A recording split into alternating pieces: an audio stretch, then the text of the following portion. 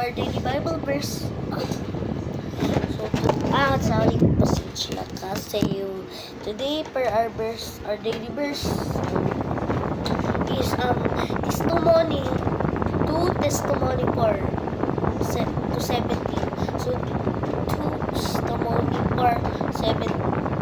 I have fought a good fight. I have finished the race. I have kept the faith.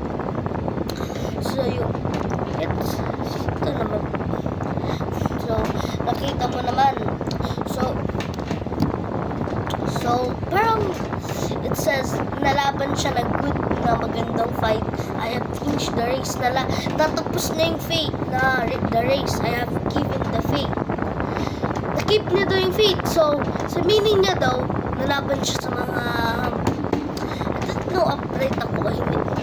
But let me just say, baka yung mga bad. With God's faith, nothing is impossible.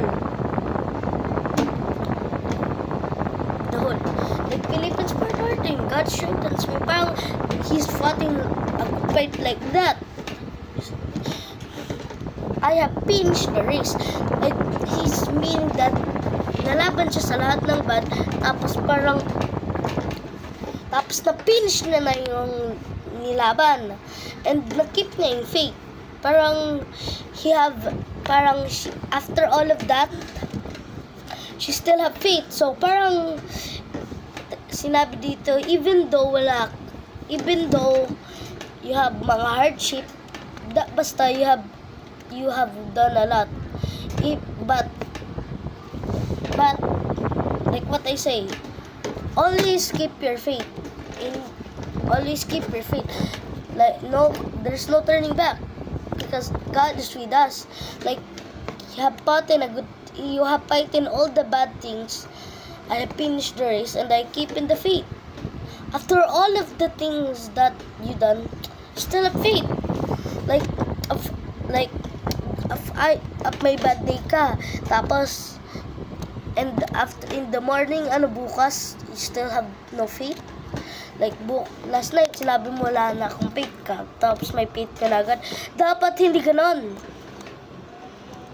Dapat lagi ka may faith. Wag ka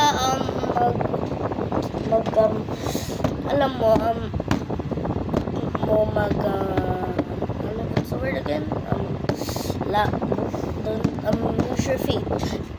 Because importante yung faith natin so we can go to heaven. Not just heaven, but God. We can meet our Savior, the Father.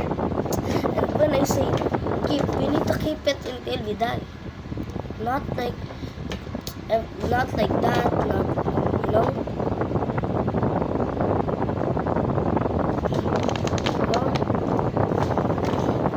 Just like that. So, like I was trying, and yeah. So, anyways, yeah.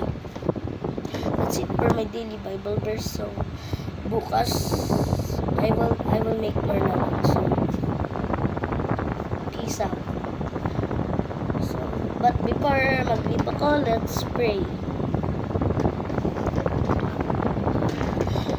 Dear Jesus, thank you for the love you gave us. Tapos po yung posting ko po. Tapos po, for whoever's watching po this, sana po, bless po yung day nila po. And thank you, dear Lord, for the life given. And thank you for the sacrifices of the life. That's it, dear Lord. Amen. Bye.